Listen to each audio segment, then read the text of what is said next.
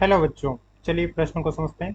कोई व्यक्ति स्थिर पानी में 4.0 किलोमीटर प्रति घंटे की चाल से तैर सकता है। उसे 1 किलोमीटर चौड़ी नदी को पार करने में कितना समय लगेगा यदि 3 किलोमीटर प्रति घंटे की स्थिर चाल से नदी बह रही हो। वह नदी के बहाव के लंबवत तैर रहा हो। जब वह नदी के दूसरे किनारे पर पहुंचता है तो वह नदी के बहाव की ओर कितना दूर पहुंचेगा। हमें बताना है कि जब वो नदी को पार कर कर दूसरे किनारे पर पहुंचता है तो वह नदी के बहाव से कितनी दूर पहुंचेगा। मुख्य अवधारणा में हम देख सकते हैं कि इस प्रकार से डी चौड़ाई की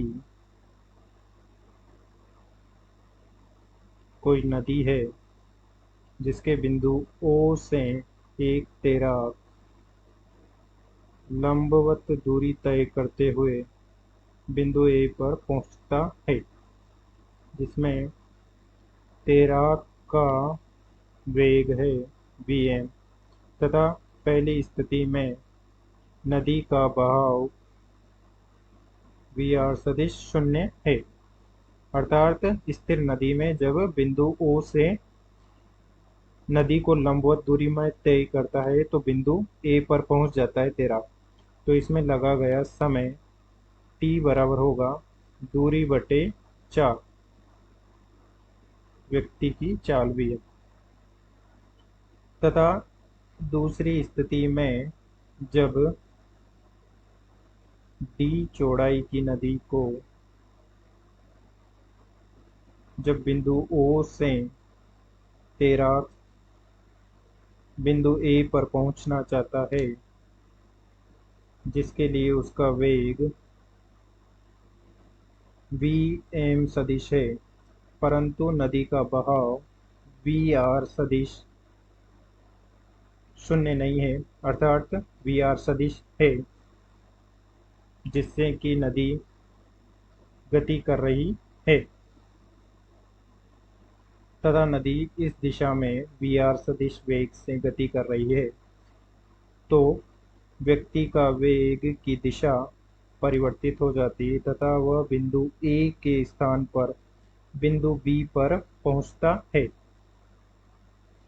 चूंकि व्यक्ति की गति समान रहेगी दोनों स्थितियों में, परंतु वह नदी के वेग के कारण बिंदु A के स्थान पर बिंदु B पर पहुंच जाता है, तो दूरी AB नदी के बहाव की दिशा में दूरी है, तो दूरी AB हो जाएगी नदी को पार करने में लगा समय t, जो कि दोनों स्थितियों में समान होगा, गुणा नदी की चाल vr। अर्थात जितने समय में व्यक्ति नदी को स्थिर पानी में तैर कर लंबवत दूरी पार कर लेता है, उतने ही समय में नदी A से B तक की दूरी तय कर लेगी। तो बहती हुई नदी में तैराक बिंदु O से बिंदु B पर पहुंच जाता है।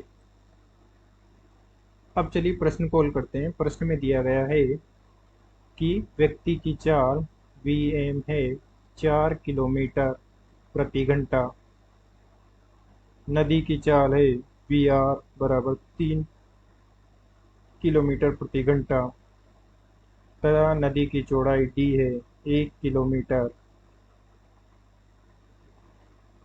तो नदी को पार करने में लगा समय t बराबर होगा d बटे vm।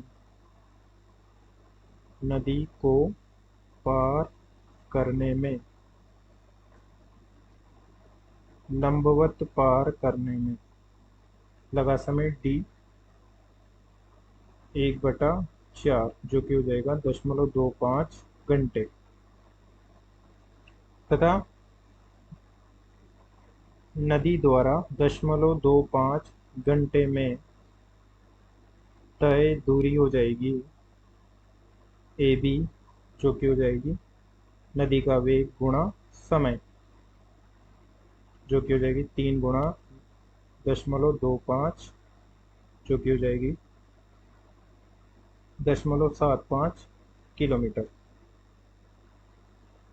अतः वह नदी के बहाव की ओर 0.75 किलोमीटर दूर पहुंचेगा। अतः दिए गए प्रश्न का सही उत्तर 0.75 किलोमीटर है। आशा करते हैं आपको समझ में आया होगा। धन्यवाद।